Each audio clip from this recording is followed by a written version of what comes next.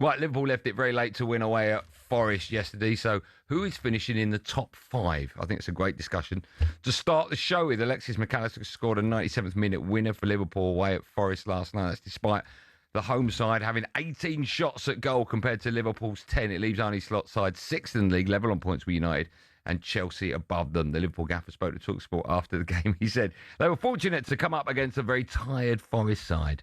It's also not a complete coincidence because the players kept on fighting for it, kept on pushing for it, and for the first time maybe this season that we had more rest than the opponent we faced.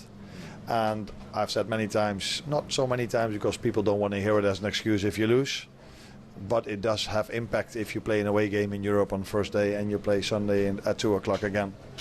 So maybe it's the best for me to highlight it now. Now we're on the good side of things instead of telling it when we've lost in the past.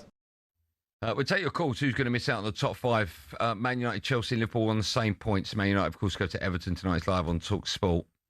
Big side's going to miss out on Champions League football, right? Yeah, they are. Listen, I did that game yesterday, Liverpool, Forest. And first half, Liverpool were atrocious. But the only problem Forest had yesterday was that they worked Alisson once, and that was a safe Martin Odoi. They didn't do enough in front of goal, but there was definitely a new bounce there from the manager, Vitor Pereira. It started midweek against Fenerbahce. And then it kind of carried on. But Liverpool got the job done in the end. It reminded me a little bit of Liverpool at the start of the season, where they were getting away with it a little bit, winning last-minute goals and that. But McAllister, and I get it, the VAR handball, I understand, but it's so harsh because his arms are so close to his body. I mean, he's not even looking at the ball when it hits his arm, goes in. I get it, but I don't like it. And then, by the way, the offside. I'm looking at that picture, right? Every week now, it's something different, right? I mean, you'd never bet your life on that. I didn't even see that foot there in the still image.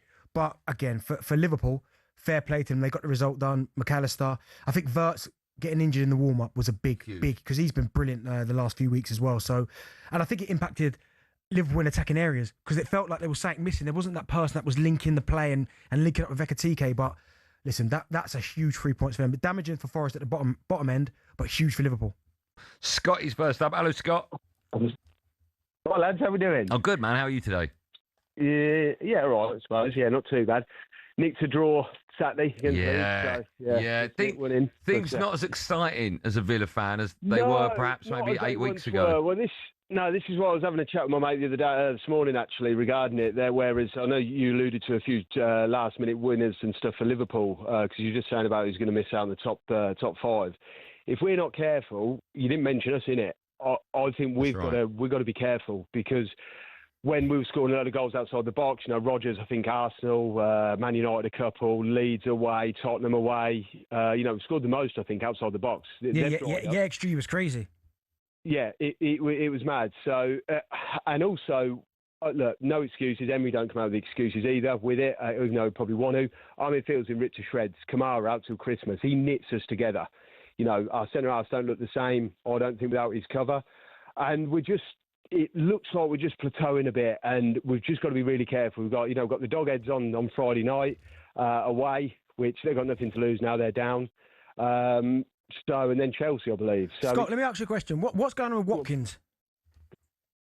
I think he's in too much of a comfort zone. Not as much as well as he's done for us, and I think he's a little bit underrated. Ultimately, you have to Gabby and the school, Prem top goal scorer for us. But it just seems as well, and with him, I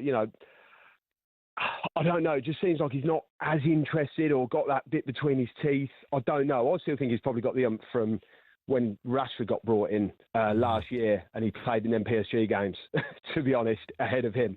And you've had, Rashford on loan, who, him and Asensio were great, but I don't think that sat too well, to be honest. But I don't know. There could be some other things. But he's been there a long while now, and things do come to an end. It just doesn't seem like he's got that fire in the belly at the minute, really. It's good to see Tammy score as well, Saturday. Yeah, off his knee. Love that. So. Well, that's the type of finishes you want as a striker. Yeah.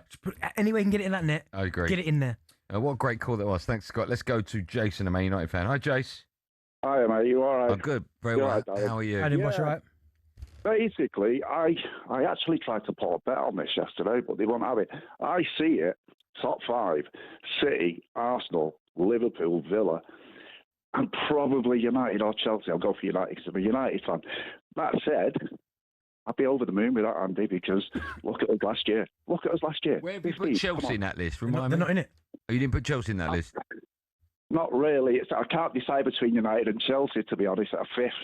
But, 15th last year were probably the best performing side in the Premiership, judging on last year. Do you know what I mean? Yeah, I think we're the only unbeaten side this calendar year. Yeah, and you look at Tottenham, they're still down there. Yeah. At least we're up there. Top 7, to be dead honest. I'm not going to, top 7, I'd be over the moon, mate. I think we'll get 3rd this year. Maybe. I think with this, I'm pretty much edging my bets because I live in a place that's got Liverpool fans here as well. Where's that, Liverpool? I've got Liverpool fans in here as well, and it's a bit, one or two of us losing our tempers with each other at the minute. What would you do with the management situation then, Jason? I'll be dead honest, Andy. When I seen the last game against West Ham, I sort of started seeing hammering tactics again with the defence of walking it up to the halfway line, stopping, passing sideways and backwards, and it's like, oh, not this again. I thought Carrick had got that out of them.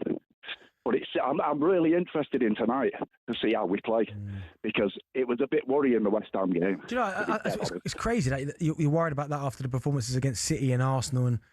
But again, do you know what it is? I think not all Man United fans, but I think some Man United fans, they want you to win the games, but they don't want you to win the games in a manner which Carrick might stay. Does that make sense? Whereas I think a lot of Man United fans are like, no, we need a proven winner, which I can understand. But so they're like, we want to win games, but maybe not play like this free-flowing attacking football. So then the ball, we'll keep him. Yeah, I think some would like to keep some to stay. Well, if he goes unbeaten towards the end of the season, you can't sack him. It's factually. If he draws the next unbeaten. So if he draws the next 10. I see what you mean. Well, no, of course. If the record for wins is higher than draws by a considerable amount, you have to keep him. Yeah. But it's too early to make that call. Like if we draw 1-1 tonight, you might start going, oh, John Marston's not good. If United win 3-0 away, it's like, oh, okay. Oh, David Moyes. And you can't have a haircut.